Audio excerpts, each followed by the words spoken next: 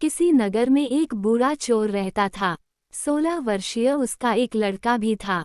चोर जब ज्यादा बूढ़ा हो गया तो अपने बेटे को चोरी की विद्या सिखाने लगा।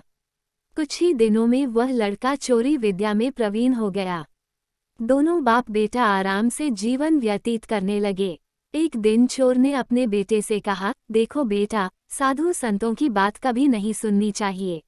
ही कोई महात्मा उपदेश देता हो तो अपने कानों में उंगली डालकर वहां से भाग जाना, समझे? हाँ बापू, समझ गया।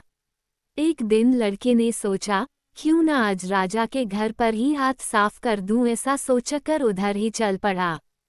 थोड़ी दूर जाने के बाद उसने देखा कि रास्ते में बगल में कुछ लोग एकत्र होकर खड़े हैं। उसने एक आते हुए व्यक्ति से पूछा, उस स्थान पर इतने लोग क्यों एकत्र हुए हैं?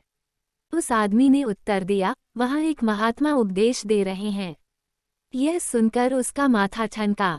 इसका उपदेश नहीं सुनूंगा, ऐसा सोचकर अपने कानों में उंगली डालकर वह वहां से भाग निकला। जैसे ही वह भीड़ के निकट पहुंचा, एक पत्थर से ठोकर लगी और वह गिर गया। उस समय महात्मा जी कह रहे थे, कभी झूठ नहीं बोलना चाहिए। जिसका नमक खाए उसका कभी बुरा नहीं सोचना चाहिए। ऐसा करने वाले को भगवान सदा सुखी बनाए रखते हैं। ये दो बातें उसके कान में पड़ीं।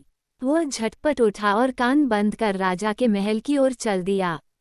वहां पहुंचकर जैसे ही अंदर जाना चाहा कि उसे वहां बैठे पहरेदार ने टोका, अरे कहाँ जाते हो? तुम कौन हो? उसे महात्मा का उपदेश याद आया, झूठ नहीं बोलना चाहिए। चोर ने सोचा, आज सच ही बोलकर देखें। उसने उत्तर दिया, मैं चोर हूँ, चोरी करने जा रहा हूँ। अच्छा जाओ। उसने सोचा राजमहल का नौकर होगा, मजाक कर रहा है। चोर सच बोलकर राजमहल में प्रवेश कर गया। एक कमरे में घुसा। वहां ढेर सारा पैसा तथा जेवर देख उसका मन खुशी से भर गया। एक थैले में सब धन भर लिया और दूसरे कमरे में घुसा। वहां रसोई घर था। अनेक प्रकार का भोजन वहां रखा था। वह खाना खाने लगा। खाना खाने के बाद वह थैला उठाकर चलने लगा कि तभी फिर महात्मा का उपदेश याद आया, जिसका नमक खाओ उसका बुरा मत सोचो। उसने अपने मन में कहा, खाना खाया उसमें नमक भी था, इसका बुरा नहीं सोचना चाहिए। वापस चल पड़ा। पहरेदार ने फिर पूछा, क्या हुआ, चोरी क्यों नहीं की? देखिए, जिसका नमक खाया है उसका बुरा नहीं सोचना चाहिए।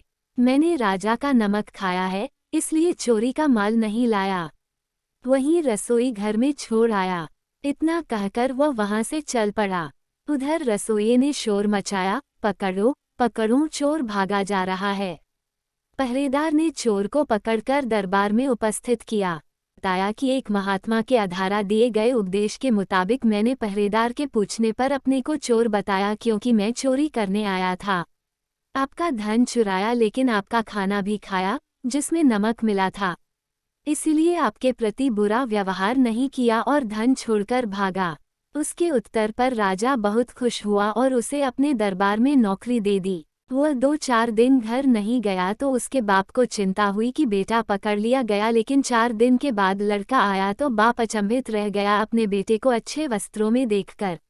लड़का बोला, बापूजी, आप तो कहते थे कि किसी साधु संत की बात मत सुनो, लेकिन मैंने एक महात्मा की बात सुनी और उसी के मुताबिक काम किया तो देखिए सच्चाई का फल, मुझे राजमहल में अच्छी नौकरी मिल गई। तो दोस्तों, यह थी हमारी आज की कहानी। उम्मीद करते हैं आपको पसंद आई होगी। आपका क्या कहना है इस कहानी के बारे में कमेंट करके हमें ज़रूर बताएं।